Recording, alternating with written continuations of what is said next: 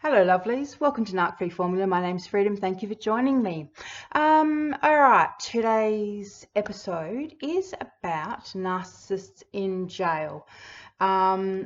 This is inspired by too many times reading or hearing women say things like this. My ex is in jail for beating me up. He's doing time for grievous bodily harm, and it is just killing me knowing that he's all alone in there thinking about us and what he's done to us, and that kind of thing. Unfortunately, there are lots of women who are still in this headspace. So this is my video to you, darlings. Please listen to me. You have to stop projecting your goodness onto them. They are not you. They are narcissists. They are not sitting in jail thinking about how they've done you wrong and how they're going to fix things up. Sure, when they talk to you on the telephone, when you ring them, they'll be promising you everything. They'll be saying, baby, I'm sorry, I messed up. You're my woman, you're my world. I'll make it up to you. It's you, me and the kids, forever and blah, blah, blah. It's all lies. They're only saying that while you're on the phone because they have an agenda. And the agenda is when they get out, they're going to need somewhere to sleep, someone to sleep with, and someone to cook their meals, clean their clothes, run around, do the chores. They'll probably be on home D or some kind of bail, so there'll be conditions in place, so they're going to need someone to help them. And that is where you come in. There is no time when they're sitting in that jail cell that they actually feel sorry for you. In actuality, what they're sitting there feeling sorry for is themselves. They are in jail thinking about you like this. They're thinking, that bitch, right? How dare she? Who does she think she is? To get me locked up, right? No accountability, no responsibility for the fact that they physically laid hands upon you, that they broke the law, abused you, zero responsibility taken for that. All just blaming you for making the call, or even if you didn't make the call and someone else made the call, they will still blame you because they know that they can't actually blame the police or the court system because they know that they actually did the wrong thing. But it's very easy to blame you because you're going to let them. You will actually apologize. They will make you feel so bad about them being locked up that you will say that it was your fault. And the worst thing is they are training you to never call the police again. Right, so if they're communicating with you while they're still in jail, and if you still haven't gone no contact, like I said, they've got an agenda, right? Somewhere to stay, someone to stay with, blah, blah, blah, all of that, right? But they're also they're going to be running a campaign of punishment when they get out because someone has to pay, right? Make no mistake about it. In their mind, something has happened. It is not their fault.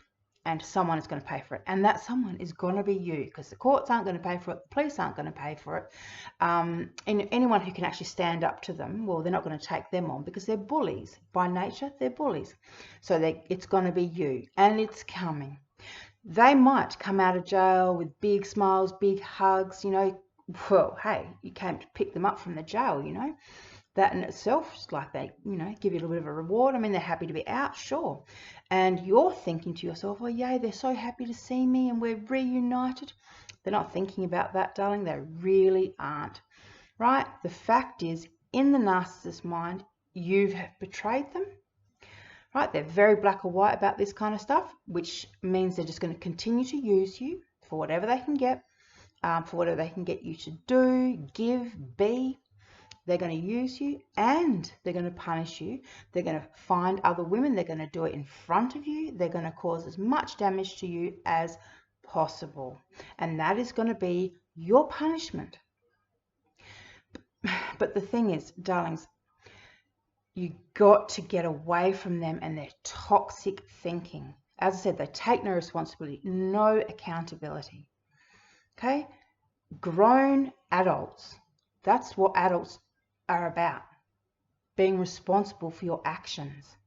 You know, that's what adults do. Children, little kids, you know, they're the ones that think, you know, oh, I only got in trouble because I got caught, right? Narcissists are very much like children. Well, they're kind of a combination. Like I said, they're predators and they're actually quite childlike in their development.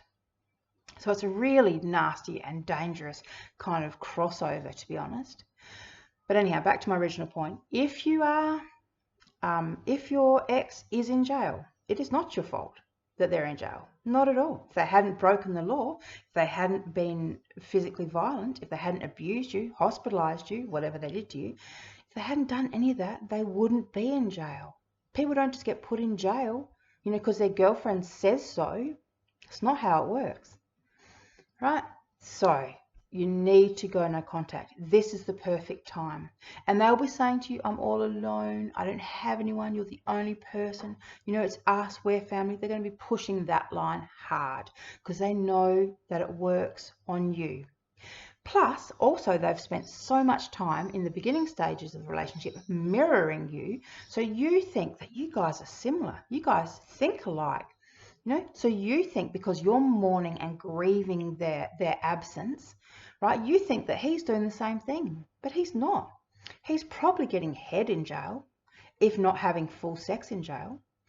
You know, if he's got access to, you know, the kind of co-ed penitentiary system, he's probably flying kites down the toilet and doing all kinds of things, you know, talking to other women and organising hookups. I mean, please just don't underestimate what they will do, and don't overestimate your importance to the narcissist. You know, none of us, we don't matter. None of us matter. We are all replaceable. We are all interchangeable and replaceable.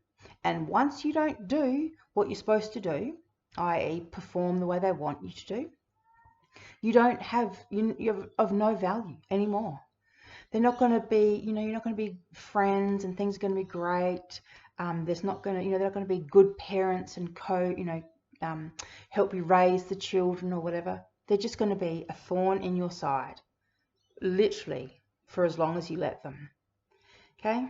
All right, darlings, I just wanted to say that because, as I said, I'm just seeing too many women pining over men, and worse than that, taking responsibility for men who are in jail for being violent. Okay? Just learn. Keep their hands to themselves. You know, the rest of us have to do it. We don't just walk around getting to hit on people and hospitalize people. There's laws. We live in a society where there's rules to keep us all safe. And, you know, they're pretty simple. It's pretty basic stuff. So if they can't manage to keep their hands to themselves, it's not because of their drugs. It's not because of something you said or did or the way you looked at him. Okay? It's just because they allow themselves to do it. And they know that you will apologize, that you will take responsibility for it, and that they've got this kind of cycle going with you, and they'll keep on doing it. Right? You're the only person who can break this cycle, darlings. All right, lovelies, I hope you're all coping with our current situation. Yeah, just stay safe. Keep your mind open. You know, there's been a lot of censorship lately. Yeah, just keep your minds open. All right, lovelies, bye.